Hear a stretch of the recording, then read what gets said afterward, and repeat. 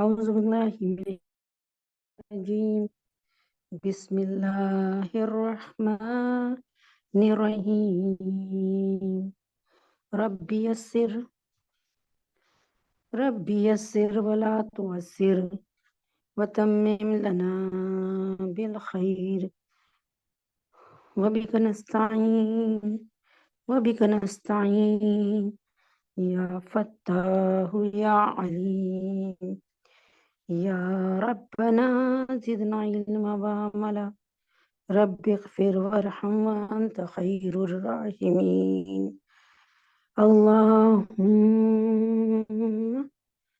أنت السلام ومنك السلام تباركت يا ذا الجلال والإكرام يا ربنا زدنا علما وعملا رب اغفر وارحم وأنت خير الراحمين رب اغفر وارحم وأنت خير الراحمين. الله أكبر كبيرا والحمد لله كثيرا سبحان الله بكرة وأصيلا يا ربنا زدنا علما وعملا رب اغفر وارحم وأنت خير الراحمين. السلام علیکم ورحمۃ اللہ وبرکاتہ ومغفرتہ. امید ہے کہ آپ سب خیریت سے ہوں گی. رب اشرح لی صدری ویسر لی امری واحلل عقدۃ من لسانی یفقہوا قولی. رب اشرح لی صدری ویسر لی امری واحلل عقدۃ من لسانی یفقہوا قولی. یا ربنا یا ربنا یا ربنا یا ربنا زدنا علما وعملا. السلام علیکم ورحمۃ اللہ وبرکاتہ. امید ہے کہ آپ سب بخیریت ہوں گے، ایمان کے بہترین درجے میں ہوں گے.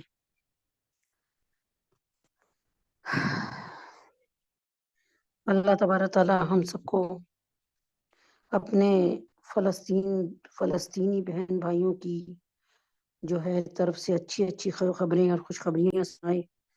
اللہ تبارک تعالی کوئی بھی لشکر جو کہ بہترین لشکر امام مہدی کا ہے ان کی مدد کے لیے بھیج دے. اللہ تبارک تعالی بہت ہی خون خرابہ ہے، بہت برے حالات ہیں. یا اللہ تجھے تیرے نبی کا واسطہ اس وقت فلسطین کے مسلمانوں کی، شام کے مسلمانوں کی، جو کہ بشیر الاسد نے ایک ظلم ڈھایا ہوا ہے ان پر، ان کی خبریں لیک نہیں ہونے دے رہے. بہرحال اللہ تبارک تعالیٰ فلسطین اور شام کے اور جہاں جہاں مسلمان ہیں، کشمیر میں، ہندوستان میں، برما میں، شام میں، سیریا میں، اللہ سارے کے سارے مسلمانوں کو اپنی حفاظت عطا فرمائے اور اللہ تعالیٰ قرب خاص عطا فرمائے. بات یہ ہے کہ زندگی تو بہت تیزی کے ساتھ ختم ہو رہی ہے. ہمارے بھی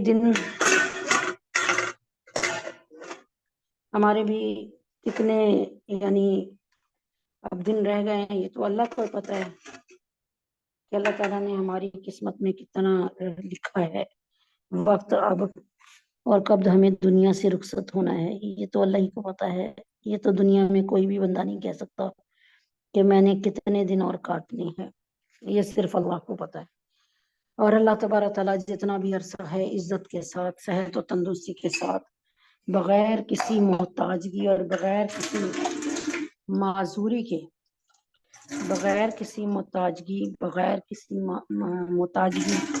اور معذوری کے اللہ تبارک تعالیٰ ہم سب کو جو ہے اپنی پناہ خاص میں رکھے، اور ہمارے تمام چھوٹے بڑے اور ہر قسم کے جو عمل ہیں اس میں اللہ تعالیٰ خصوصی طور پہ اپنی نگہبانی عطا فرمائے، اپنے جو ہے نظر کرم میں رکھے، نظر خاص میں رکھے، اپنے قرب خاص میں رکھے، اپنی حفاظت خاص میں رکھے.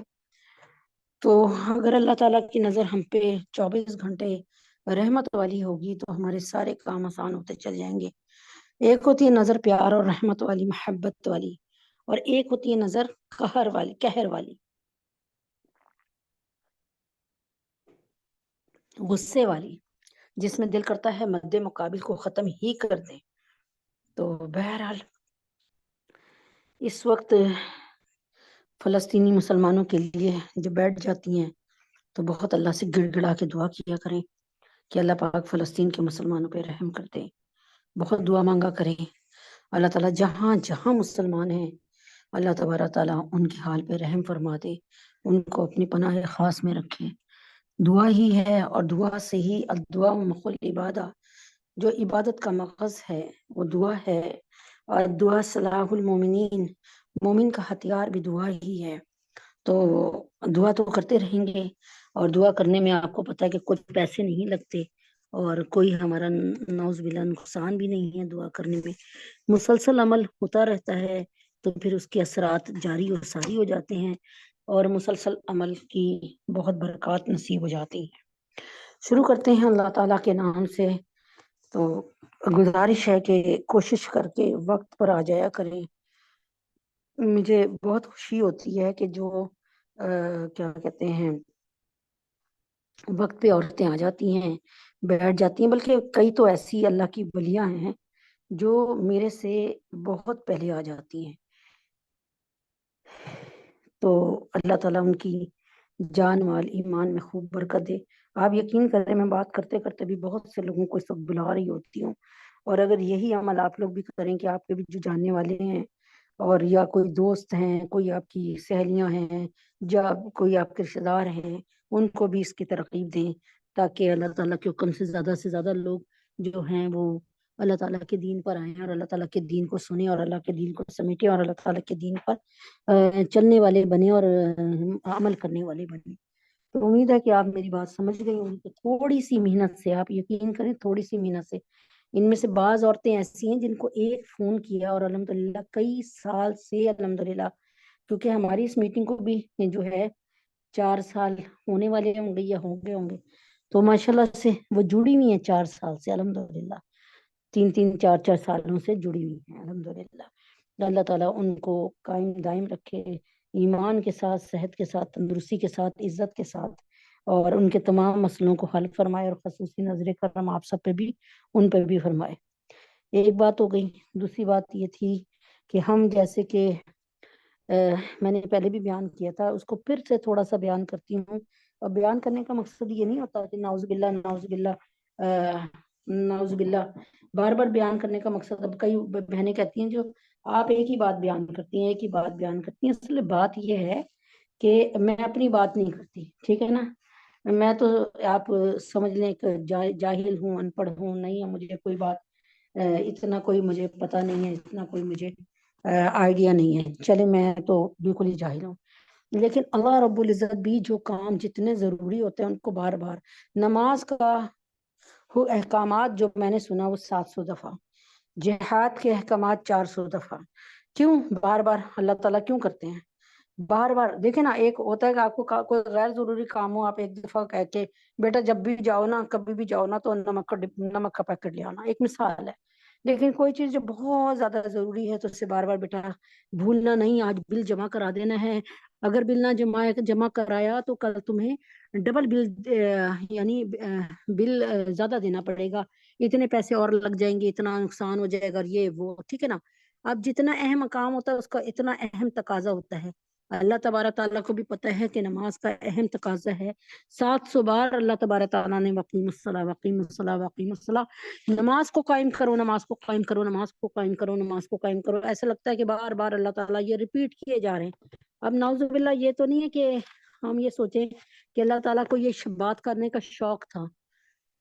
شوق کی بات نہیں ہے، ہماری فکر کی بات ہے کہ اللہ تعالیٰ ہمیں بڑا بس ہماری فکر کرتے ہیں کہ میرے بندے جو ہے جہنم سے بچ کر جنت میں جانے والے بن جائیں. ٹھیک ہے، میں مختصر کروں گی.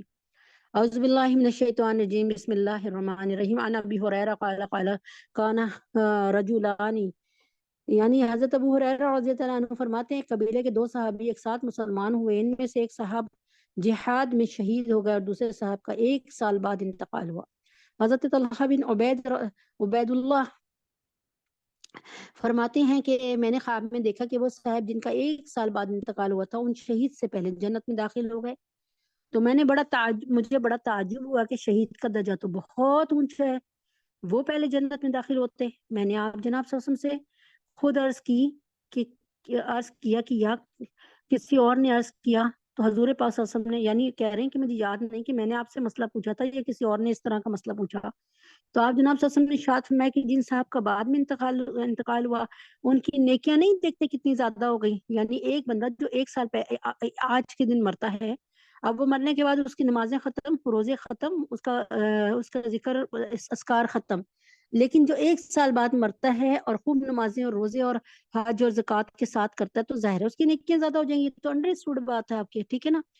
تو جن صاحب کا بعد میں انتقال ہوا ان کی نیکیاں نہیں دیکھتے کتنی زیادہ ہو گئی، 1 رمضان المبارک کے پورے روزے بھی ان کے زیادہ ہوئے اور 6000 اور اتنی رکعتیں نماز کی 1 سال میں ان کی بڑھ گئیں۔ اللہ اکبر کبیرہ، یعنی جو جتنی عمر ملے اس کو غنیمت جانے اور اس میں پھر اللہ تعالیٰ کو راضی کرنے کے کام کرے۔ اگر 1 سال کے تمام مہینے 29 دن کے لگائے جائیں اور صرف فرض اور وتر کی 20 رکعتیں شمار کی جائیں تب بھی 6960 رکعتیں ہوتی ہیں، اور جتنے مہینے 30 دن کے ہوں گے 20 رکعتوں کا اضافہ ہوتا رہے گا، اور سنتیں اور نوافل بھی شمار کی جائیں تو کیا ہی پوچھنا ہے۔ اس میں حضرت طلحہ جو خواب دیکھنے والے ہیں وہ خود بیان کرتے ہیں کہ ایک قبیلے کے 2 آدمی آپ جناب صلی اللہ علیہ وسلم کی خدمت میں ایک ساتھ آئے اور اکٹھے ہی مسلمان ہو گئے۔ ایک صاحب بہت مستعد اور ہمت والے تھے، وہ ایک لڑائی میں شہید ہو گئے اور دوسرے صاحب کا 1 سال بعد انتقال ہوا۔ میں نے خواب میں دیکھا کہ میں جنت کے دروازے پہ کھڑا ہوں اور وہ دونوں صاحب بھی وہاں ہیں۔ اندر سے ایک شخص آئے اور ان صاحب کو جن کا 1 سال بعد انتقال ہوا تھا اندر جانے کی اجازت ہو گئی، اور جو صاحب شہید ہوئے تھے وہ کھڑے رہ گئے۔ تھوڑی دیر بعد پھر اندر سے ایک شخص آئے اور ان شہید کو بھی اجازت ہو گئی اور مجھ سے یہ کہا کہ تمہارا بھی وقت نہیں آیا، تم واپس چلے جاؤ۔ میں نے صبح کو لوگوں سے اپنے خواب کا تذکرہ کیا، سب کو اس پر بڑا تعجب ہوا کہ ان شہید کو بعد میں اجازت کیوں ہوئی، ان کو تو پہلے اجازت ہونی چاہیے۔ آخر حضرت محمد صلی اللہ علیہ وسلم نے حضور پاک صلی اللہ علیہ وسلم سے لوگوں نے اس کا تذکرہ کیا تو حضور پاک صلی اللہ علیہ وآلہ وسلم نے فرمایا کہ اس میں تعجب کی کیا بات ہے۔ لوگوں نے عرض کیا یا رسول اللہ وہ تو شہید ہوئے اور بہت زیادہ مستعد اور ہمت والے بھی تھے، یعنی بڑی نیکی کے کاموں میں بڑے تیزی کی دکھاتے تھے۔ انہوں نے کہا 1 سال عبادت زیادہ نہیں کی انہوں نے؟ دوسرے والے صحابی نے عرض کیا بے شک کی۔ ارشاد فرمایا کیا انہوں نے پورے 1 رمضان کے روزے سے زیادہ نہیں رکھے؟ عرض کیا گیا بے شک رکھے۔ ارشاد فرمایا انہوں نے اتنے سجدے 1 سال کی نمازوں کے زیادہ نہیں کیے؟ عرض کیا بے شک کیے۔ حضور پاک صلی اللہ علیہ وسلم نے فرمایا پھر ان دونوں میں آسمان اور زمین کا فرق ہو گیا، یعنی ایک بندے کی نمازیں بالفرض اب آپ دیکھ لیں نا 365 دن ہے، 20 دن سے اس کو صرف دے دیں یا 360 دن لگا لیں آپ لونر کیلنڈر سے، قمری مہینے سے، اور پھر 1 سال بعد یعنی وہ جو آدمی وہ بھی اتنی محنت سے پڑھتے رہے کرتے رہے تو ظاہر ہے ان کا نیکیوں کا اکاؤنٹ زیادہ بڑھ گیا۔ یہ تو ایک انڈرسٹوڈ بات ہے کہ جیسے اب میں کما رہی ہوں یا ایک بندہ کما رہا ہے اور کمانے کے بعد جو ہے وہ اس سال مر گیا تو دوسرا بندہ بھی اتنا ہی کما رہا ہے، وہ 1 سال بعد مرے تو اس کے پاس زیادہ پیسہ ہوگا نا۔ یعنی میں سمجھانے کے لیے صرف بتا رہی ہوں، نبی پاک صلی اللہ علیہ وسلم نے بہت خوبصورت انداز میں ہمیں سمجھا دیا ہے اور مزید سمجھانے کی گنجائش نہیں نظر آ رہی، لیکن پھر بھی میں نے تھوڑا سا بتا دیا۔ اعوذ باللہ من الشیطان الرجیم، بسم اللہ الرحمن الرحیم۔ جو ہے آج آپ کو پتہ ہے بدھ کا دن ہے اور سنتوں کا مسنون دعاؤں کا دن ہوتا ہے۔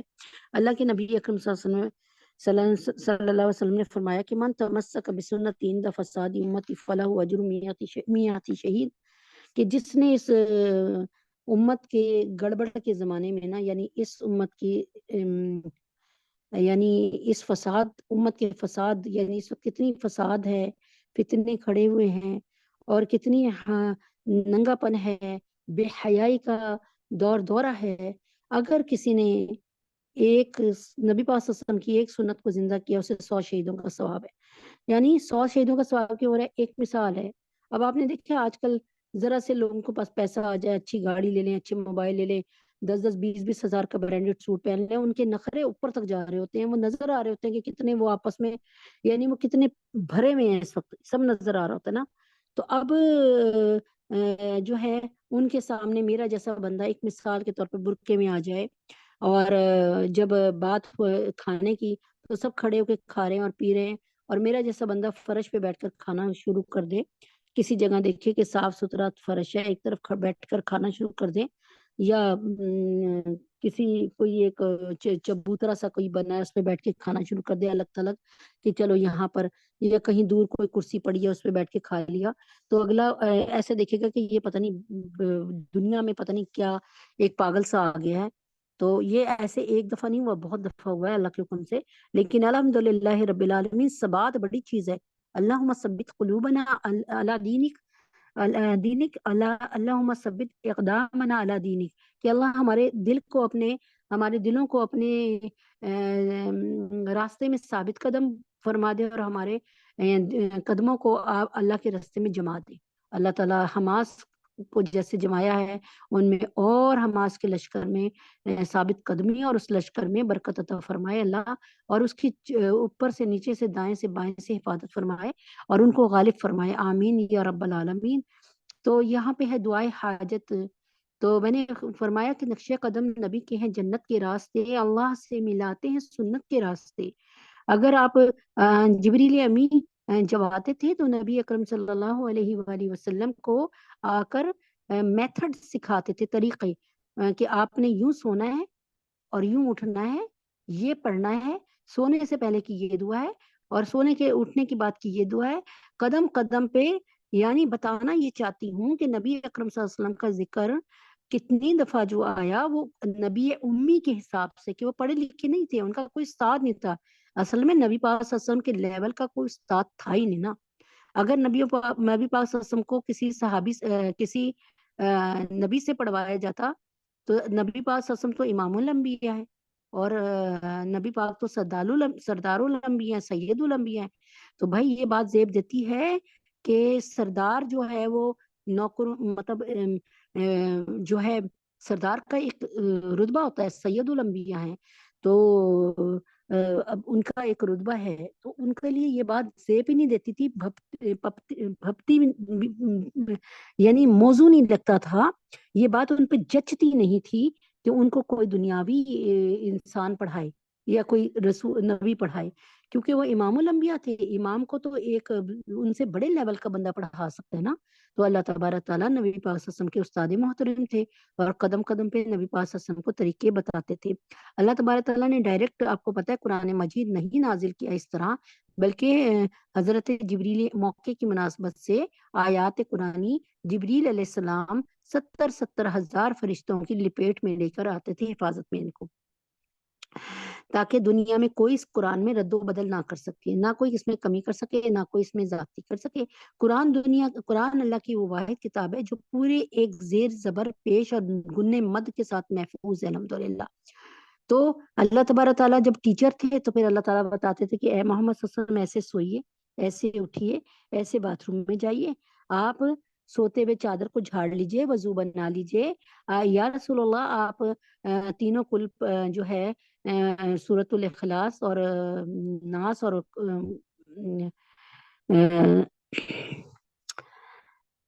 فلق یہ پڑھ لیجئے 3 دفعہ، اور اس طریقے سے اپنے جو ہے ہاتھوں پر پھونک کر تمام چہرے سے لے کے آپ سر سے لے کے چہرے سے لے کے تمام بدن پہ پھیر لیجیے. اللہ تعالیٰ آپ کو ہر طرح کے جو ہے بلاؤں سے، وباؤں سے اور جادو ٹونے سے محفوظ فرما دے گا.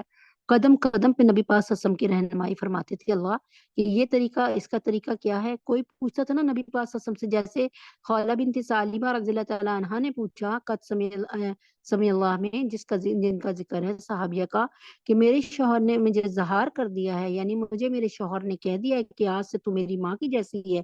تو ماں کے ساتھ تو کوئی نہیں نا اس طرح کا سلوک کرتا جیسے میاں بیوی والے سلوک ہوتے ہیں.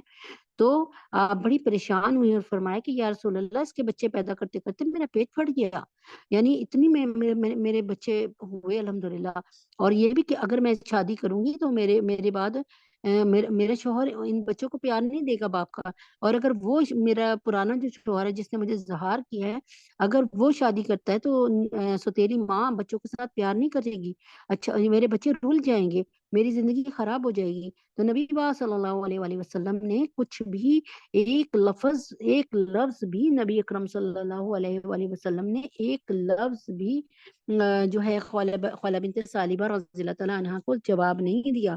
حضرت خولہ بنت ثعلبہ آگے بڑھی اور انہوں نے بے چینی میں اضطراب میں نبی پاک صلی اللہ علیہ وسلم کے جو ہے کرتے کا دامن پکڑ لیا اور فرمایا کہ اگر آپ میری نہیں پکار سنتے تو میں پھر اپنے اللہ کو سناؤں گی۔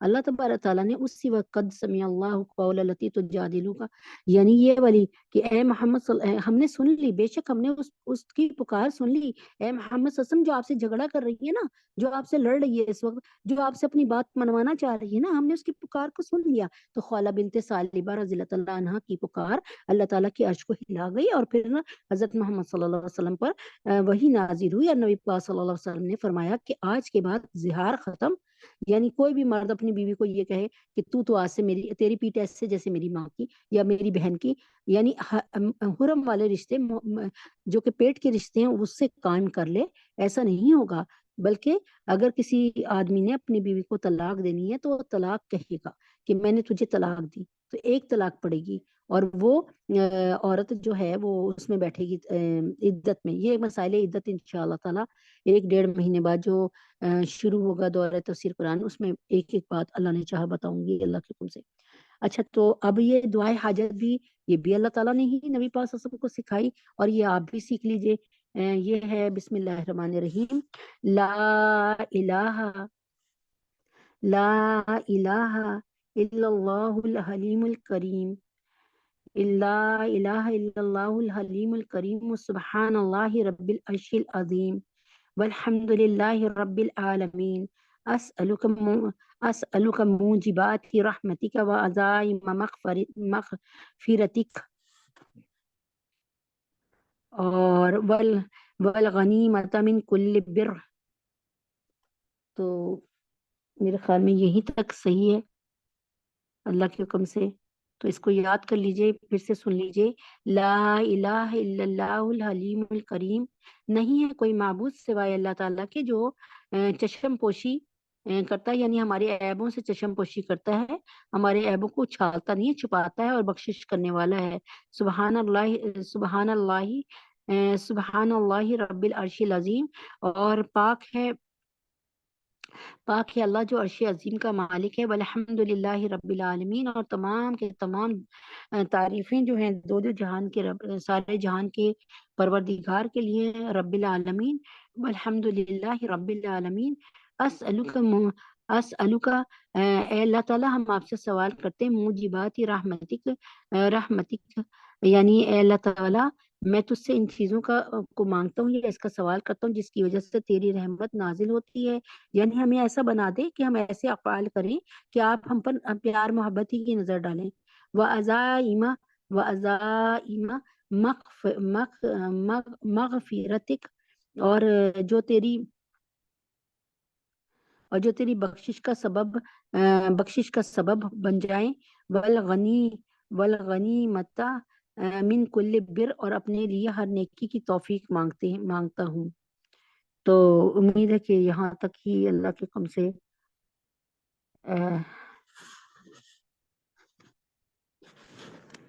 یہی آہستہ آہستہ انشاءاللہ تعالیٰ یہ ہو جائے گی اللہ کے حکم سے۔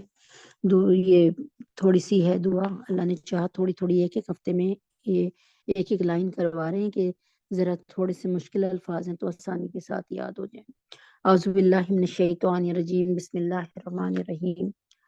آج تقریباً آخری سیکنڈ لاسٹ ڈے ہے، اور اللہ پاک کے حکم سے، اللہ پاک کی محنت، اللہ تبارک تعالیٰ کے فضل سے، اللہ تبارک تعالیٰ کی عطا سے، اللہ تعالیٰ کی مہربانی سے، الحمدللہ رب العالمین کے اللہ تعالیٰ نے یہ سورت جو کہ سورت الاحزاب کہتے ہیں، حزب کہتے ہیں لشکر، اور احزاب بہت سے لشکر، کیونکہ کفار مکہ بہت سے لشکروں کو لے کر جمع کر کے، بہت سے لشکروں کو، بہت سے قبیلوں کو جمع کر کے نبی اکرم صلی اللہ علیہ وآلہ وسلم کو نعوذ باللہ دنیا سے اور مسلمانوں کو دنیا سے خدا نخواستہ مٹانے آیا تھا یہ لشکر۔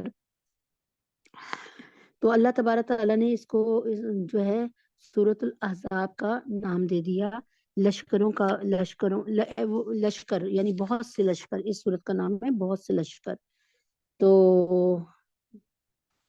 اعوذ باللہ من الشیطان الرجیم، بسم اللہ الرحمن الرحیم، ایک دفعہ کل انشاءاللہ پوری پڑھ لیں گے، آج اپنا سبق پڑھ لیتے ہیں۔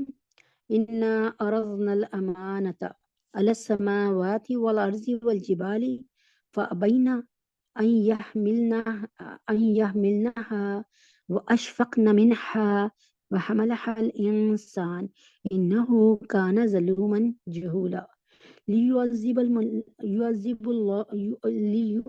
الله المنافقين والمنافقات والمشركين والمشركات ويتوب الله على المؤمنين والمؤمنات وكان الله غفورا رحيما۔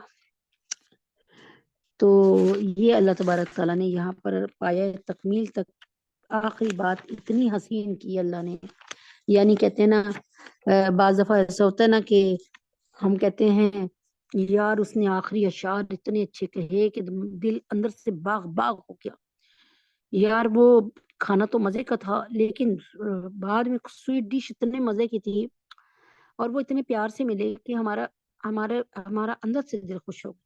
جیسے ہم بات کرتے ہیں نا اس طرح اللہ تعالیٰ نے بھی ایسی خوبصورت بات کی، اینڈ ٹو اینڈ اس کا یعنی اختتام ظاہر ہے اللہ تبارک تعالیٰ سے بڑھ کر سمجھدار ہستی دنیا میں نہیں ہو سکتی، نہ آخرت میں نہ دنیا میں، یعنی کائنات میں سب سے زیادہ عظیم اور سمجھدار ہستی اللہ رب العزت کی ذات ہے اور حکمت والی ہے۔ اب یہاں پہ اِنَّا عَرَضْنَا الْأَمَانَةَ عَلَى السَّمَاوَاتِ وَالْأَرْضِ وَالْجِبَالِ فَأَبَيْنَ أَن يَحْمِلْنَهَا وَأَشْفَقْنَ مِنْهَا وَحَمَلَهَا الْإِنسَانُ۔ یہاں پہ اللہ تعالیٰ نے انسان کی عظمت کو بیان کر رہے ہیں۔ انسان کو اللہ تعالیٰ اشرف المخلوقات کیوں کہتے ہیں، اس بات کو بیان کرنا چاہ رہے ہیں۔ دیکھیں اللہ تعالیٰ نے کیسے بتایا، ہم اگر جب کسی کو کہتے ہیں نا کہ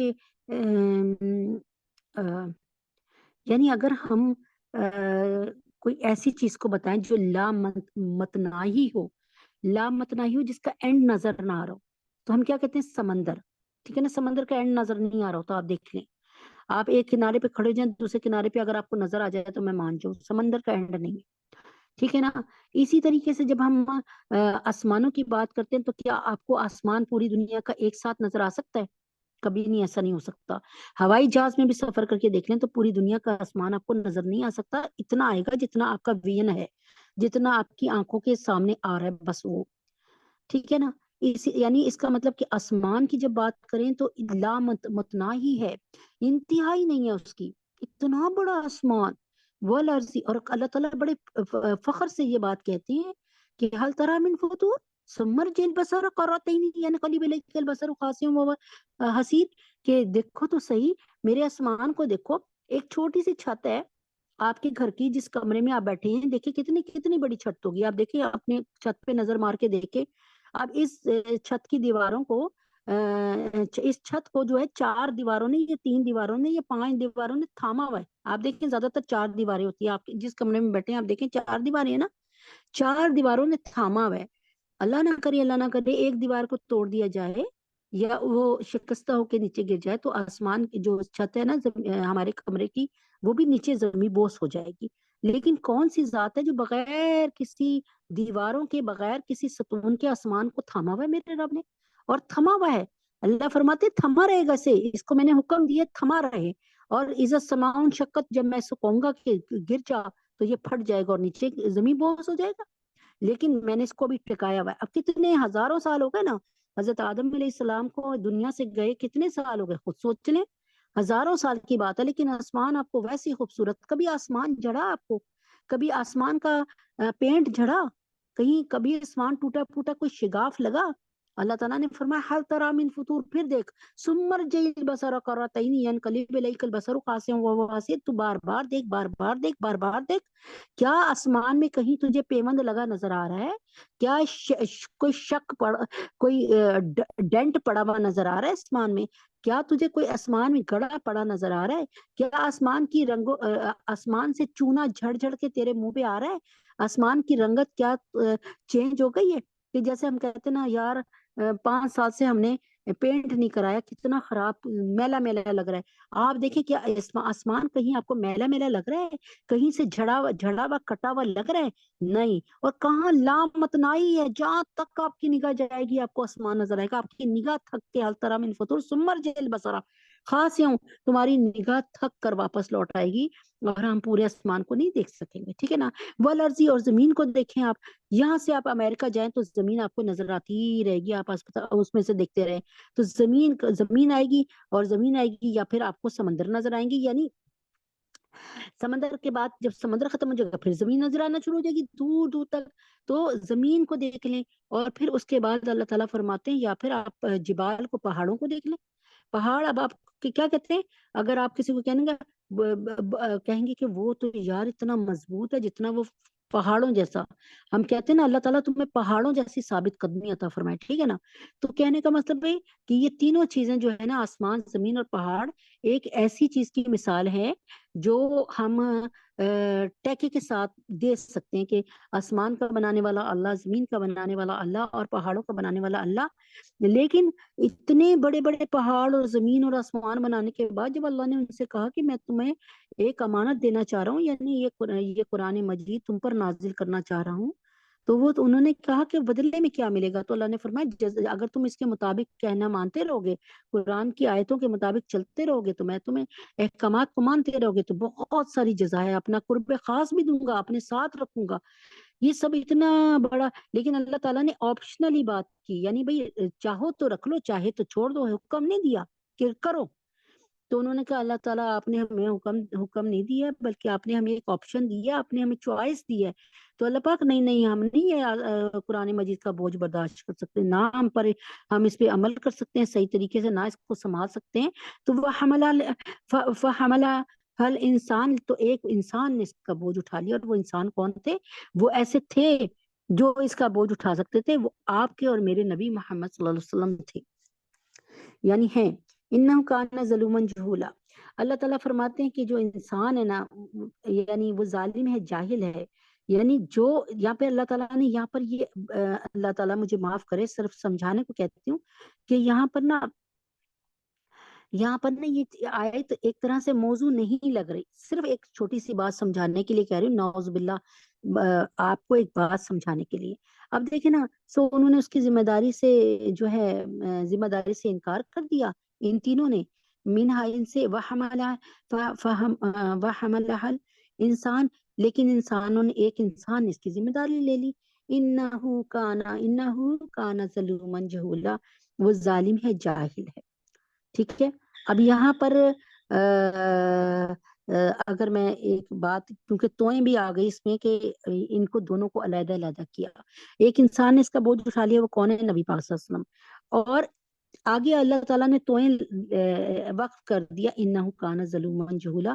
اچھا، یعنی اب یہاں پر ایک انسان نے اٹھا لیا، یعنی وہ کون تھے؟ نبی پاک صلی اللہ علیہ وسلم، جنہوں نے یہ ذمہ داری عمل کے کہ میں عمل بھی کروں گا اور میں اس پر عمل بھی کروں گا، اور میں انشاءاللہ اس پر عمل کروانے کی کوشش بھی کروں گا، میں اس کی تفسیر بن جاؤں گا، میں اس کی تصویر بن جاؤں گا، میں اس کا عملی نمونہ بن جاؤں گا۔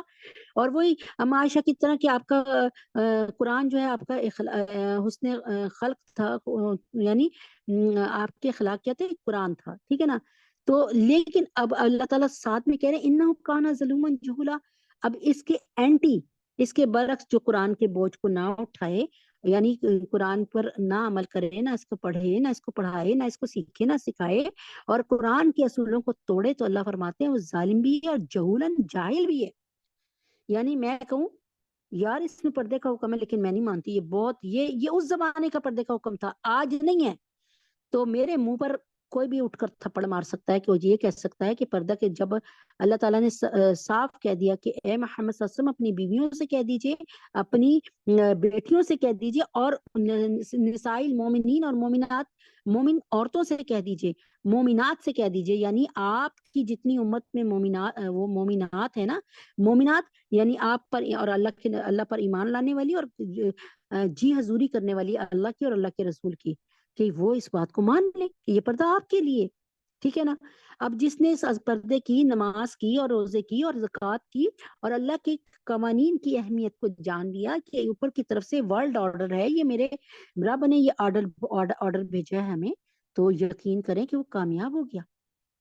تو اللہ تبارک تعالیٰ فرماتے ہیں کہ وہ آدمی، اب نبی پاک صلی اللہ علیہ وسلم کا ذکر ہوا کہ اس آدمی نے اس ذمہ داری کو اٹھا لیا، ٹھیک ہے نا، اور ذمہ داری کو جب اٹھایا تو پوری ذمہ داری کو، اب جیسے آپ مجھے کہا کہ میرے پاس 2 کلو سونا ہے مثال کے طور پہ، یا سونے کے لیے کیا ہے تو تولہ کہتے ہیں غالباً، اب یہ اصل میں مجھے پتہ نہیں تولہ کا کیا حساب ہے، لیکن اگر ایک مثال ہے، میرے خیال میں کلو زیادہ ہوتا ہے، تو آپ مجھے کہیں گے میرا یہ 2 کلو سونا رکھ لو، اس کے بدلے میں نا ہر مہینے تمہیں 2,000 روپے دوں گی یا 10,000 دوں گی، اس کی حفاظت کرنا، ٹھیک ہے نا۔ اب یہ ہوا کہ میں کہوں ٹھیک ہے، میں سونے کو کی حفاظت بھی کروں گی انشاءاللہ تعالیٰ، اس کی دیکھ بھال بھی کروں گی، اور جب آپ آئیں گے آپ کو پورا دے دوں گی، اور میں انشاءاللہ تعالیٰ اس کے بدلے آپ مجھے ہر مہینے جو ہیں 2,000 دے رہی ہیں یا 10,000 دے رہی ہیں، تو وہ ایک الگ رہا، ٹھیک ہے، اور میں پوری جان کے ساتھ اس سونے کی حفاظت کر رہی ہوں، ٹھیک ہے۔ یہ اس کو سمجھایا ہے کہ نبی اکرم صلی اللہ علیہ وسلم نے اس امانت کو امانت سمجھ کے لے بھی لیا، پھر اس پر اس کے قوانین کو بھی مانا، اس کی شریعت مطہرہ پہ بھی عمل کیا، اور دوسروں سے کروانے کی کوشش بھی کی، اور رول ماڈل بن کر، نمونہ بن کر ہمارے سامنے آئے۔ یعنی آپ جناب صلی اللہ علیہ وسلم کی زندگی کو اگر حالات کو دیکھیں تو خدا کی قسم کوئی آیت بھی قرآن آپ کی قرآن سے نہیں، آپ کا کوئی حرکت، آپ کا رہن سہن، آپ کا طریقہ کار کوئی بھی قرآن سے علیحدہ اور جدا نہیں تھا، لیکن انہو کان ظلوما جہولا، لیکن وہ شخص جو قرآن کی عظمت کو اور اللہ کی شریعت کو نہیں سمجھا، اور جس نے اس بوجھ کو نہیں اٹھایا اور سوچا کہ بھائی زندگی میں صرف ہے کھانا پینا جینا کھیلنا کودنا، تو یار کیا مصیبت ہے جو میں اپنے گلے لگا لوں اتنی بڑی یہ بات، مجھے ایک اچھی زندگی گزارنی ہے، میں نے ہیپی لائف گزارنی ہے، یہ نہیں پتا کہ اگر اس کی زندگی صرف 10 سال کی مزید رہ گئی تو 10 سال یہ کتنی کو عیاشی کر لے گا، آخر حتیٰ زرتم المقابر، اس نے قبر میں ہی زیارت کرنی ہے، اور قبر کے کیڑے پھر اس کو خود ہی سمجھ لیں گے، قبر کے رگڑے، قبر کی وحشت، قبر کا بھینچنا خود بخود سمجھا دے گا۔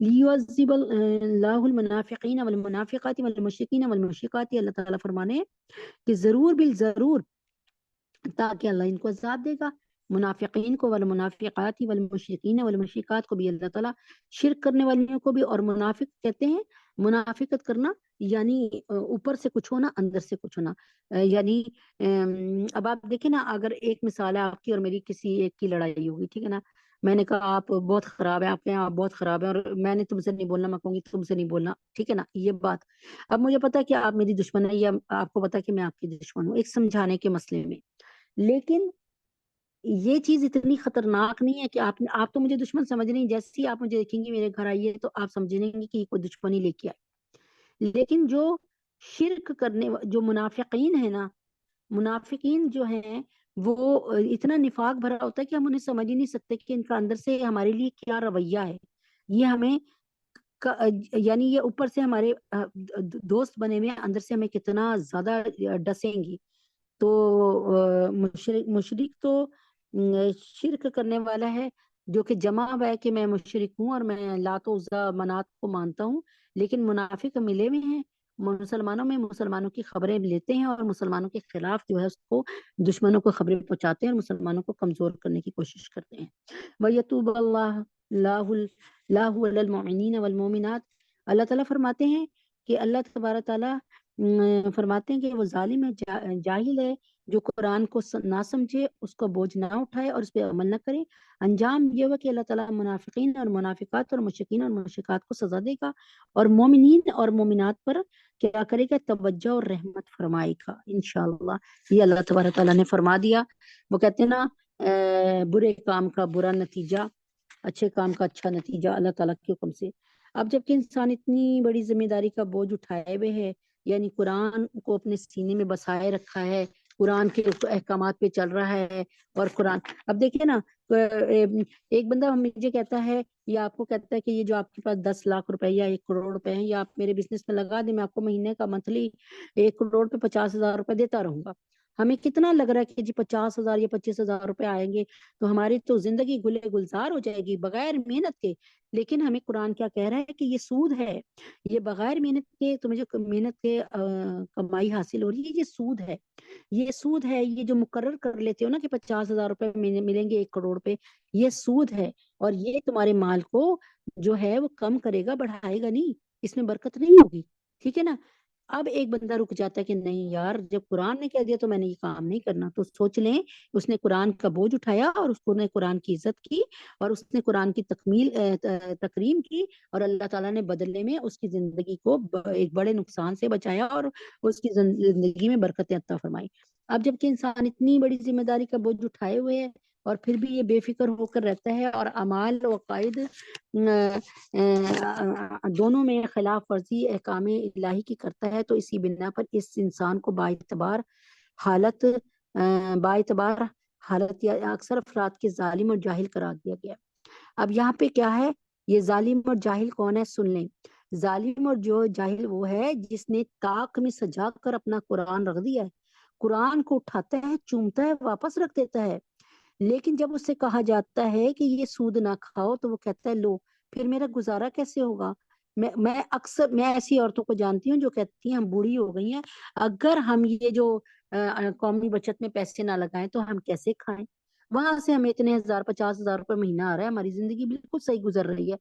خدا را یہ بات کیسے میں آپ کو سمجھاؤں کہ واقعی اس وقت گزر رہی ہوگی اچھی، لیکن اللہ تعالیٰ نے فرمائی اس میں برکت نہیں رہتی، یہ ختم ہو جاتا ہے مال. تو اللہ کا فرمان کیسے غلط ہو سکتا ہے.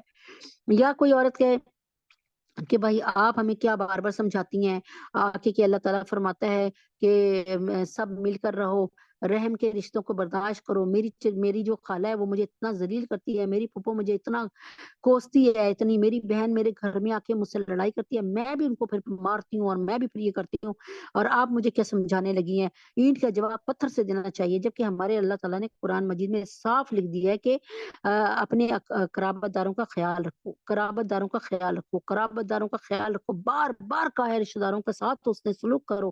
یہاں تک فرمایا لا يدخل الجنت قاطع، جو رشتہ قطع کرنے والا ہے وہ جنت میں نہیں جائے گا. اب یہ ساری باتیں میں سمجھا رہی ہوں یا مجھے کوئی سمجھا رہا ہے، میں کہوں یار مجھے نہ بتاؤ، ان کو جا کے بتاؤ. میں نے ان سے بات نہیں کرنی، میں نے ان کو منہ نہیں لگانا، وہ اس قابل نہیں ہے. اللہ کی قسم یہ باتیں، یہ ہمارے دل کی باتیں ہیں، یہ ہمارے دماغ کی باتیں ہیں، یہ ہمارے نفس سے پرغرور نفس کی باتیں ہیں. اگر ہم اللہ تبارک تعالیٰ کو دیکھیں تو اللہ تبارک تعالیٰ کے حکم سے اللہ تعالیٰ کی شریعت کو سمجھیں تو خدا جانتا ہے. آپ بتائیے نا نبی اکرم، آپ مجھے صرف اتنی سی بات بتائیں نا، نبی پاک صلی اللہ علیہ وسلم غالباً ذو المجاز کے یا عکاس کے میلے میں نکلے اور نبی پاک صلی اللہ علیہ وسلم دعوت دے رہے ہیں اللہ تعالیٰ کی وحدانیت کی، اللہ تعالیٰ کی طرف آنے کی، اور ساتھ ہی ان کے چچا ابو لہب چلے جا رہے ہیں اور کہہ رہے ہیں یہ جھوٹ بول رہا ہے، یہ جھوٹا آدمی ہے، یہ جھوٹا آدمی ہے. اب آپ مجھے بتائیں نا کہ اس وقت چچا تو ظاہر ہے چچا ہیں، وہ تو ان کی عمر زیادہ ہوگی نا. نبی پاک صلی اللہ علیہ وسلم کے پاس تو کہتے ہیں میں نے سنا ہے کہ ایک نبیوں کے پاس بڑی طاقت ہوتی ہے. اگر نبی پاک صلی اللہ علیہ وسلم چچا کو ایک نعوذ باللہ ایک مثال ہے کہ ڈانٹتے یا دھمکاتے یا کوئی ظاہر ہے وہ غلط بات کر رہے تھے نا، ہمارے نبی کو جھوٹا کہہ رہے تھے، تو اگر ایک تھپڑ بھی لگا دیتے نعوذ باللہ میں ایک مثال کے طور پہ، تو نبی پاک صلی اللہ علیہ وسلم کے پاس بڑی طاقت تھی اور وہ تمام نبیوں کے بھی نبی تھے تو کر سکتے تھے. لیکن آپ نے صبر و ضبط کا مظاہرہ کیا. عتبہ ابن معیط اور ابو جہل یہ مل کر نبی پاک صلی اللہ علیہ وسلم کے دروازے پہ روز گندگی اور غلاظت کرتے تھے، اور کتنے مہینوں بعد برداشت کرنے کے بعد صرف اتنا کہا کہ اے گروہ قریش کے جو لوگوں، تم اور رشتہ داری کا بھی خیال نہیں کرتے، کم سے کم رشتہ داری کا ہی خیال کر لو. اور اس کے بعد پھر بھی یہ گندگی اٹھا کے خود پھینکاتے تھے. کہنے کا صرف اتنا سا مقصد ہے کہ چاہتے تو بہت کچھ کر سکتے تھے، لیکن اللہ تعالیٰ کے حکم سے صبر کیا اور پھر برداشت کیا. اور ایک وقت ایسا آیا کہ پورے مکہ میں میرے نبی کی حکومت تھی الحمدللہ، پورے مدینے میں میرے نبی کی حکومت تھی الحمدللہ. اچھا جی، اب یہاں پر اللہ تعالیٰ منافقین اور منافقات کے جنہوں نے ظاہری اسلام رکھتے ہوئے در پردہ مخالفت کی، اور مشرکین اور مشرکات کی جنہوں نے علی اعلان اور کھلم کھلا مخالفت کی احکام الہیہ کی، ان کو اس ضمانت کی خیانت اور احکام کے ضائع کرنے پہ سزا اور عذاب دے گا۔ اور مومنین اور مومنات جنہوں نے صدق دل سے ایمان اختیار کیا اور خدا کے احکام کی اطاعت کی، ان پر توجہ اور رحمت فرمائے گا۔ اور اگر مخالفت کے بعد بھی کوئی باز آ جائے تو مومنین اور مومنات کے زمرہ میں شامل کیا جائے گا، یعنی ہر اس شخص کو اللہ تعالیٰ بخشنے اور رحمت کرنے کو تیار ہے جو اس سے معافی اور رحم کا خواستگار ہو، کیونکہ اللہ تعالیٰ غفور رحیم ہے۔ اور اس خاتمے کے رکوع یعنی جہاں پہ آ کر ہمارا یہ رکوع بالکل ختم ہو رہا ہے، اللہ تعالیٰ فرماتے ہیں کہ لِيُعَذِّبَ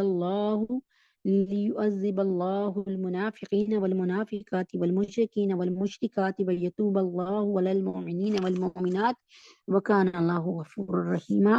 اللہ تعالیٰ نے اینڈ ٹو اینڈ تکمیل یہاں پر کی ہے کہ اس کے ساتھ کہ یا ایھا الذین آمنوا اتقوا اللہ وقولوا قولا سدیدا، کہ اللہ تعالیٰ نے فرمایا کہ اے ایمان والوں سچی بات کرو، ٹھیک بات کرو، یصلح لکم اعمالکم، اللہ تعالیٰ تمہارے اعمال کو سجا دے گا، اصلاح کر دے گا، ویغفر لکم ذنوبکم، تمہاری خطاؤں کو معاف کر دے گا، ومن یطیع اللہ، جو رجوع کرتا ہے، جو اطاعت کرتا ہے اللہ اور اس کے رسول کی، ورسولہ فقط فاز فوزا عظیما، اے ایمان والو اللہ سے ڈرو، یعنی ہر امر میں اس کی اطاعت کرو، اور بالخصوص کلام کرنے میں اس کی بہت رعایت رکھو کہ جب بات کرنا ہو تو راستے کی بات کرو، یعنی ادھر ادھر کی پھینکو مت، غلط سلط جھوٹ بات مت کرو، جب بھی بات کرو تو راستے کی سچ بات کرو، سیدھی بات کرو، اللہ تعالیٰ اس کے سلسلے میں تمہارے اعمال کو قبول کر لے گا اور تمہارے گناہ معاف کر دے گا، اور یہ ثمرات اطاعت کے ہیں، اور جو شخص اللہ اور اس کے رسول کی اطاعت کرے گا تو وہ بہت بڑی کامیابی کو پہنچے گا۔ امید ہے کہ یہ بات آپ کو سمجھ آ گئی ہوگی، اس میں مجھے کوئی اور بات تسلی مطلب بتانی نہیں ہے۔ آپ دیکھیں کہ نبی اکرم صلی اللہ علیہ وآلہ وسلم نے کہیں بھی کسی بھی موقع پر کسی ایک موقع کا بتا دیں، کسی ایک موقع کا جو مجھے شاید نہ پتا ہو اتنے سال سے پڑھنے کے باوجود، جہاں آپ کو لگے کہ نبی پاک صلی اللہ علیہ وآلہ وسلم یا صحابہ کرام 1,24,000 صحابہ کی لوگ کہتے ہیں کہ اتنے تھے، بہرحال جتنے بھی صحابہ تھے اللہ تعالیٰ کو پتہ ہے، ہمیں اس کو کاؤنٹنگ نہیں کر پاتے، تو آپ مجھے بتائیں کہ کبھی کسی صحابی کا آپ نے یہ سنا ہو یا کبھی نبی پاک صلی اللہ علیہ وسلم کے تذکرے میں ذکر میں یہ سنا ہو کہ وہاں پر اللہ نے نبی کو یہ حکم دیا لیکن نبی پاک صلی اللہ علیہ وسلم اس حکم کو مان نہیں رہے تھے؟ بتائیے مجھے۔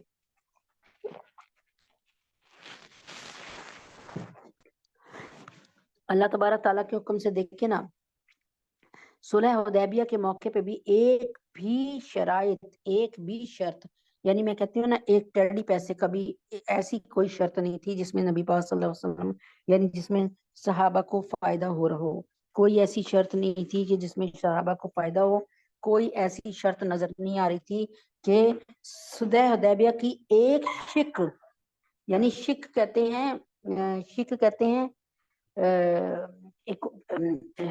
صلح حدیبیہ کی کوئی شک یعنی کوئی بھی شرط ایسی نہیں تھی جس میں ہم یہ کہیں کہ اس صلح حدیبیہ سے اس شک سے جو ہے کسی صحابی کو فائدہ ہونے والا ہو، نہیں تھا، یا رسول پاک صلی اللہ علیہ وسلم کو۔ آپ دیکھیں نا کہ جب پوری تیاری کر کے 1400 صحابہ کے ساتھ آئے، کہہ دیا اس سال عمرہ نہیں کر سکتے، واپس جائیے، یہ کتنی بڑی بات ہے کہ کتنے دنوں کا سفر کر کے نبی پاک صلی اللہ علیہ وسلم مدینہ طیبہ سے مکہ مکرمہ آئے، تو انہوں نے کہہ دیا کہ نہیں جی نہیں، یہاں سے واپس ہو جائیں، آپ نہیں آ سکتے، آپ اب ابھی عمرہ نہیں کر سکتے۔ اب آپ سوچیں ذرا صحابہ کتنے پیار سے اپنی پرانے دیش میں لوٹ رہے ہیں، پرانی جگہ پہ لوٹ رہے ہیں، اور کتنے مان سے پہنچ رہے ہیں، اور اس کے بعد ساتھ میں یہ کہا جا رہا ہے کہ ابھی تو آپ جائیں واپس اور اگلے سال واپس آئیے گا، پھر کیجیے گا۔ دوسری بات کتنی سخت بات تھی کہ آپ جو ہے اگر کوئی مسلمان ہو کر آپ کے پاس آئے گا ہمارا بندہ، تو آپ اس کو یا رسول اللہ واپس بھیج دیں گے ہمارے پاس، ٹھیک ہے نا، اور اسی معاہدے کو بھی ہوا نہیں تھا ابھی ریٹن فارم میں نہیں ہوا تھا یہ معاہدہ، صرف زبانی کلامی ہو رہا تھا. تو یقین کریں اسی وقت ابو جندل رضی اللہ تعالیٰ عنہ آئے اور نبی پاک صلی اللہ علیہ وسلم کے پاس وہ آئے اور اتنی ظلم سہتے ہوئے آئے تھے کفار مکہ کے، لیکن نبی پاک صلی اللہ علیہ وسلم کی آنکھوں میں آنسو آ گئے ابو جندل کو دیکھ کے، ان کا کیا حال کر دیا مار مار کے اور کس طرح. اور ابو جندل نبی پاک صلی اللہ علیہ وسلم چاہتے تھے کہ مطلب ابھی اسٹیٹمنٹ نہیں طے ہوا، ابھی معاہدہ نہیں ہوا، نبی پاک صلی اللہ علیہ وسلم چاہتے تھے کہ ابو جندل کو میں رکھ لوں. تو اللہ تعالیٰ کے نبی نے فرمایا کہ میری تمہاری سے کوئی رشتہ داری بھی تو ہے نا، یعنی میں کتنے سال تمہارے ساتھ مکہ میں رہا ہوں، میری تمہارے ساتھ رشتہ داری بھی تو ہے، مجھے ایک بندہ مانگے کا ہی دے دو، یعنی یہ میں مانگ رہا ہوں، مجھے یعنی یہ سمجھ کے، وہ کہتے ہیں نا انسان یہ سوچ کے دے دے کہ بھائی ہماری آپس میں قرابت داری بھی تو ہے، رشتہ داری بھی تو ہے، کہ ابو جندل کو دے دو. لیکن ابو جندل کو مانگنے پر بھی کفار مکہ نے اتنے سخت دل تھے کہ نہیں دیا. تو یہ بھی شرط اسلام کے بالکل خلاف تھی کہ جو کوئی مسلمان ہو کر آئے گا اسے واپس کر دیا جائے گا، اور کوئی یہاں سے کافر ہو کے جائے گا نا، کوئی نبی پاک صلی اللہ علیہ وسلم کے ملنے والوں میں سے کوئی کافر ہو کے چلا جائے گا نا، مرتد ہو کے، تو پھر اس کو ہم واپس نہیں کریں گے، یعنی کوئی. اور پھر سب سے بڑی شرط جب انہوں نے دیکھا کہ صفحے پہ لکھا ہوا ہے کہ محمد رسول اللہ کی طرف سے، یعنی یہ عہد نامہ، یہ میثاق مدینہ، یہ یعنی یہ لکھا ہوا ہے، تو انہوں نے فوری طور پہ کیا کہا کہ رسول اللہ کو کاٹو اور اس کی جگہ لکھو محمد بن عبداللہ. یہ والی وہ شرط تھی کہ صحابہ ساکت ہو گئے، جس کے لیے اللہ تعالیٰ رسول اللہ کہہ رہے ہیں، جس کو اللہ تعالیٰ نے اپنا رسول بنا لیا، کہہ رہے ہیں اس کو کاٹ دو، یعنی یہاں پہ رسول اللہ کو کاٹ دو، یعنی یہاں پہ جو لکھا ہوا ہے رسول اللہ یہ کاٹو، محمد بن عبداللہ کرو. اور یہی ہوا کہ صحابہ میں جب حضرت علی رضی اللہ تعالیٰ عنہ لکھ رہے تھے تو حضرت محمد صلی اللہ علیہ وسلم نے فرمایا کہ علی یہ اس کو کاٹ دو، رسول اللہ کو کاٹ دو، اس پہ لکھ دو محمد بن عبداللہ. تو حضرت کیا کہتے ہیں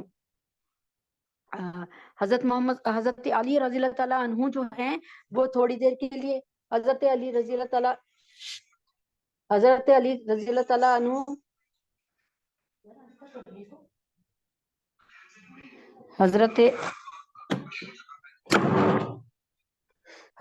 رضی اللہ تعالیٰ عنہ جو تھے وہ کیا کہتے ہیں، حضرت علی رضی اللہ تعالیٰ عنہ نے اس وقت جو ہے وہ کیا کہتے ہیں یہ اسٹیٹمنٹ، یعنی تھوڑی دیر نبی پاک صلی اللہ علیہ وسلم کو دیکھا، نبی پاک صلی اللہ علیہ وسلم نے فرمایا رسول اللہ کاٹ دو.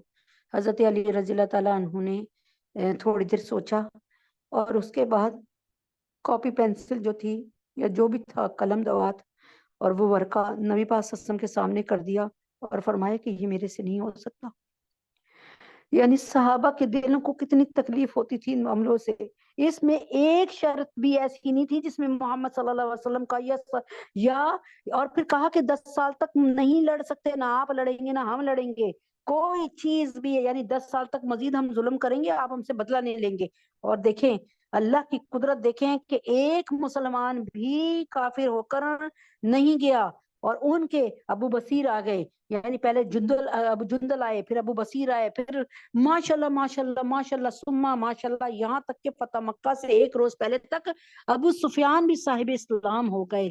وجال حق وزحق الباطل باطل ان الباطل کان زہوقا. کفر مٹ گیا، کفر ہے ہی مٹنے کے لیے. تو بہرحال سمجھ آ گئی ہوگی اللہ کے حکم سے آپ سب کو. صرف 2 منٹ 4 منٹ کے لیے اعوذ باللہ من الشیطان الرجیم بسم اللہ الرحمن الرحیم. رشتہ جو نہ قائم ہو محمد سے وفا کا، پھر جینا بھی برباد ہے مرنا بھی عقارت. کی محمد سے وفا تو نے تو ہم تیرے ہیں، یہ جہاں چیز ہے کیا لوح و قلم تیرے ہیں.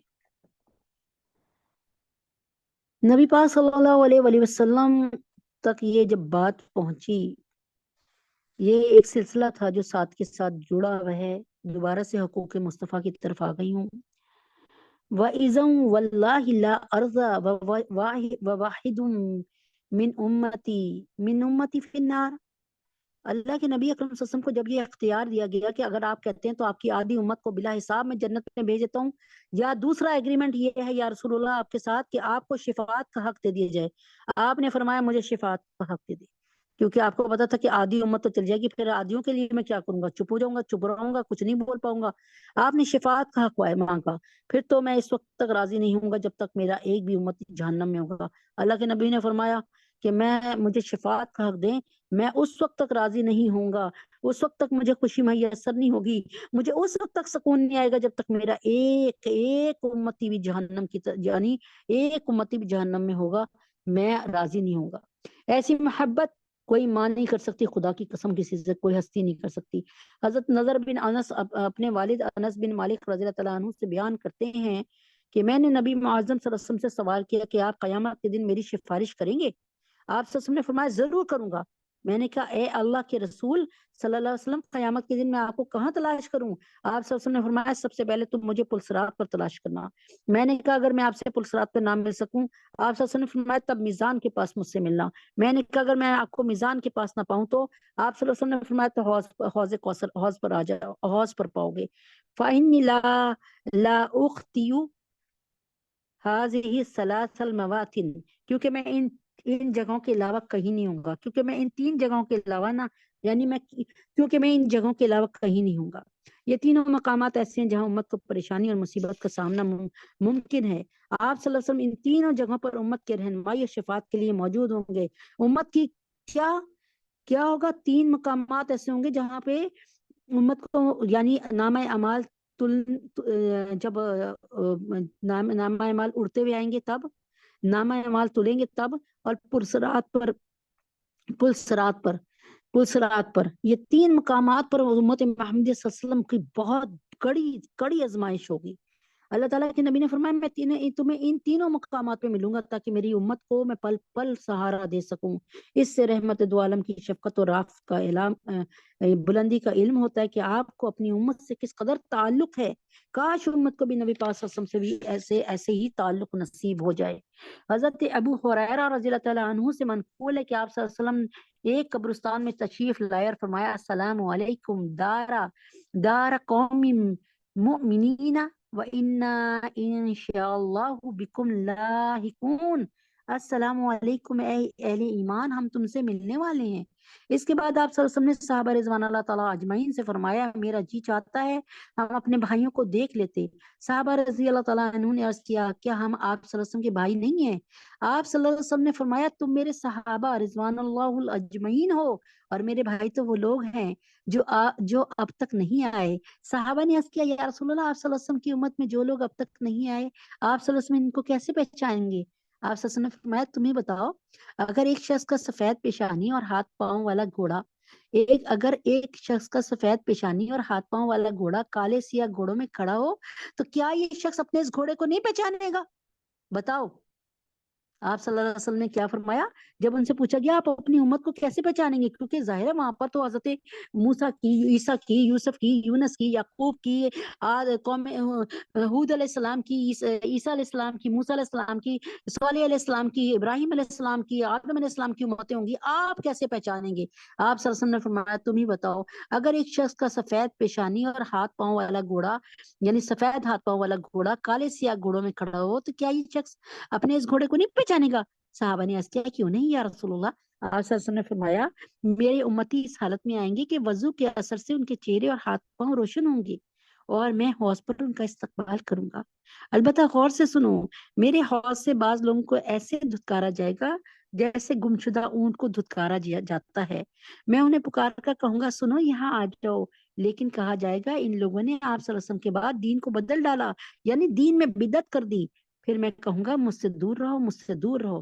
اب آپ سوچ لیں دین میں بدعت کرنا، آج کل دین میں کتنی بدعت ہو رہی ہے، آپ سوچ لیں نبی پاک صلی اللہ علیہ وآلہ وسلم کی جو ہے اللہ اکبر کبیرہ، نبی پاک صلی اللہ علیہ وآلہ وسلم کی جو ہے 12 ربیع الاول کو جی ان کی سالگرہ منائی جا رہی ہے، لائٹیں لگائی جا رہی ہیں، دیگیں تقسیم کی جا رہی ہیں۔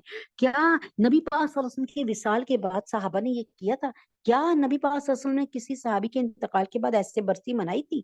کیا نبی پاک صلی اللہ علیہ وسلم نے تیجا کل کیا تھا؟ کیا نبی پاک صلی اللہ علیہ وسلم نے موعظے پڑھائے تھے؟ کیا نبی اکرم صلی اللہ علیہ وآلہ وسلم نے اس طرح نعتیہ مشاعرے کیے تھے جیسے کہ ہم کرتے ہیں؟ کیا ڈیک پر ہم لوگوں نے موسیقی کے ساتھ نبی اکرم صلی اللہ علیہ وسلم نے اپنے لیے نعتیں کہلوائی تھیں؟ اگر نہیں کہلوائی تھیں تو خدارا خدارا خدارا خدارا ان تمام رسموں سے باز آ جائیے، دنیا والوں کی پرواہ نہ کیجیے، ایک محمد مصطفیٰ صلی اللہ علیہ وسلم سے اپنا تعلق پہچانیے، اور ایک محمد صلی اللہ علیہ وسلم سے اپنے نبی ہیں ہمارے، ان سے اپنا تعلق پہچانیے، اور پھر کیا کریں؟ نہ صرف تعلق پہچانیے بلکہ پھر کیا کیجیے کہ اللہ تبارک تعالیٰ کے حکم سے اس تعلق کو مضبوط بنائیے۔ تو امید ہے کہ آپ سمجھ گئے ہوں گے۔ اور آخری بات انشاءاللہ کل میں آپ کو خط جو ہے مرزا قادیانی کے بارے میں، لعین کے بارے میں بتاؤں گی انشاءاللہ تعالیٰ، ہو سکے تو کاپی پینسل لے کر بیٹھیے گا۔ تو امید ہے کہ آپ سمجھ گئے ہوں گے۔ اللہ دعا کے لیے ہاتھ اٹھاتے ہیں۔ اللہم صلی علی محمد وعلی آل محمد کما صلیت علی ابراہیم وعلی آل ابراہیم انک حمید مجید۔ اللہم بارک علی محمد وعلی آل محمد کما بارکت علی ابراہیم وعلی آل ابراہیم انک حمید مجید۔ ربنا آتنا فی الدنیا حسنۃ وفی الآخرۃ حسنۃ وقنا عذاب النار۔ ربنا ظلمنا انفسنا وان لم تغفر لنا وترحمنا لنكونن من الخاسرین۔ رب اغفر وارحم وانت خیر الراحمین۔ اللہم انت السلام اللہم انت السلام ومنک السلام تبارک یا ذا الجلال والاکرام۔ اللہم اعنی علی ذکرک وشکرک وحسن عبادتک۔ رب اغفر وارحم وانت خیر الراحمین۔ رب اغفر وارحم وانت خیر الراحمین۔ رب اغفر وارحم وانت خیر الراحمین۔ اللہم صلی علی محمد وعلی آل محمد کما صلیت علی ابراہیم وعلی آل ابراہیم انک حمید مجید۔ اللہم بارک علی محمد وعلی آل محمد کما بارکت علی ابراہیم وعلی آل ابراہیم انک حمید مجید۔ ربنا آتنا فی الدنیا حسنۃ وفی الآخرۃ حسنۃ وقنا عذاب النار۔ ربنا ظلمنا انفسنا وان لم تغفر لنا وترحمنا لنكونن من الخاسرین۔ ربنا ظلمنا انفسنا وان لم تغفر لنا وترحمنا لنكونن من الخاسرین۔ اللهم انا نجعلك في نحورهم ونعوذ بك من شرورهم۔ اللهم انا نجعلك في نحورهم ونعوذ بك من شرورهم۔ اللهم انا نجعلك في نحورهم ونعوذ بك من شرورهم۔ اے میرے پیارے پاک پروردگار، میرے اچھے اللہ، میرے انتہائی الہی، میرے اچھے اللہ، انتہا سے زیادہ اچھے اللہ، میرے معبود، آپ ہمارے فلسطینی بھائیوں کی اور شام کے بہن بھائیوں کی مدد فرما دیجئے۔ آپ مسلمان جہاں کہیں ہیں ان کی مدد فرما دیجئے، مسلمان جہاں کہیں ہیں ان کی مدد فرما دیجئے۔ اے اللہ مسلمان جہاں کہیں ہیں ان کی مدد فرما دیجئے، مسلمانوں پہ رحم فرما دیجئے، مسلمانوں پہ کرم فرما دیجئے۔ اے اللہ پاک اپنے حبیب کے طفیل میں فلسطینی مسلمانوں پہ، فلسطینی بہن بھائیوں پہ، یا اللہ شام میں ہمارے شامی بہن بھائیوں پہ، اللہ تجھے تیرے نبی کا واسطہ ہمارے حماس پہ یا اللہ اپنی رحمت نازل فرما دیجئے۔ یا اللہ پاک ان کو چار چپیرے اپنی حفاظت عطا فرما دیجئے۔ یا اللہ پاک اپنے حبیب پاک صلی اللہ علیہ وسلم کے طفیل میں ان پہ ترس کھا لیجئے۔ اے اللہ پاک ان کے سامنے ان کے گھر ملبے کا ڈھیر ہوئے ہیں۔ اے اللہ پاک سردی کا موسم آ چکا۔ اے اللہ پاک ہمیں بھی رات کو کتنی سردی لگتی ہے، ہم اپنے کمروں میں بند آرام سے سکون سے سوتے ہیں۔ یا اللہ پاک تجھے تیرے نبی کا واسطہ فلسطین کے مسلمانوں کی، یا اللہ اتنی مارے کھاتے ہیں فلسطین کے مسلمان، یا اللہ اس قدر ظلم ان پر ہو رہا ہے۔ اے اللہ بار بار یہی کہتے ہیں اللہ اکبر اللہ اکبر اللہ اکبر اللہ اکبر، اور کہتے ہیں اللہ الحمدللہ الحمدللہ۔ اے میرے اللہ بس کر دے اللہ، ان کے صبر کا مزید امتحان مت لے اللہ وہ کامیاب ہو گئے، تو بھی جانتا ہے وہ کامیاب ہو گئے۔ اے اللہ ان کو نہ اب زلزلہ، اے اللہ اب ان کو نہ زلزلہ، اے اللہ نہ ان پر اس طرح، یا اللہ ان کا حامی و ناصر ہو جا۔ اے اللہ اے اللہ ملت کفر ایک ہو گئی، اے اللہ ملت کفر ایک ہو گئی، یا اللہ سارے کافر ایک ہو گئے۔ اے اللہ پاک اللہ پاک وہ کافر جن کو ہمارے مسلمان سمجھتے ہیں کہ بڑے ایجوکیٹڈ ہیں، یہ بڑے تہذیبی یافتہ ہیں، اللہ یعنی بڑے انسانوں سے محبت کرنے والے ہیں، وہ لوگ جو کتوں کے حقوق پر کی حفاظت کرنے والے ہیں، اللہ پاک آج مسلمانوں کے ساتھ کیا کر رہے ہیں۔ اللہ فلسطین کے مسلمانوں کا حامی و ناصر ہو جا۔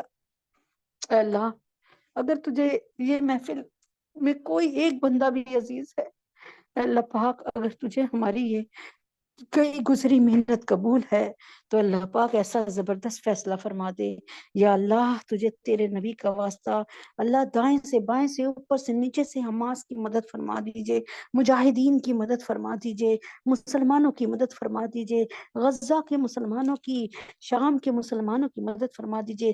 ایک عرصے سے بشیر الاسد جو ہے اللہ وہ بدبخت انسان ہمارے مسلمانوں کے ساتھ شام میں برا کر رہا ہے، ہماری بیٹیوں کے ساتھ غلط سلوک ہو رہا ہے۔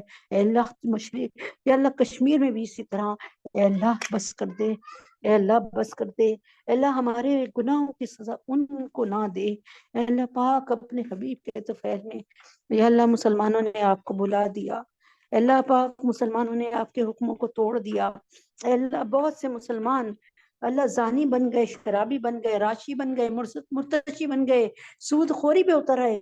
اے اللہ ان سب کی سزا اللہ پاک ان کو ہدایت دے دے، ہدایت نصیب میں نہیں ہے ان کے تو ان کو ہی اللہ دور دفعہ دور کر، یا اللہ ان کی منحوسیت ان پہ نہ ڈال۔ اے اللہ پاک اپنے حبیب کے طفیل میں ان کی وجہ سے یہ اسلام کے جیالوں کے ساتھ میرے مولا، یا اللہ اللہ تبارک تعالیٰ اسلام کے ان جیالوں کے ساتھ اللہ تعالیٰ آپ اپنی خصوصی محبت اور اللہ تعالیٰ شفقت عطا فرما دیں۔ یا اللہ ہم سب کے گناہوں کو معاف فرما دے، یا اللہ پاک ہم سب کی خطاؤں کو درگزر فرما دے۔ اے اللہ پاک آپ ہی تو ہیں جو صرف ہم سب پہ رحم فرما سکتے ہیں۔ یا اللہ جس گھر میں بچیاں یا بچے ماشاءاللہ سے شادی کی عمر تک پہنچ گئے ہیں، بے نکاح ہیں، اللہ ان کے لیے بہترین در اور بہترین بر اور بہترین زوج عطا فرما دیجئے۔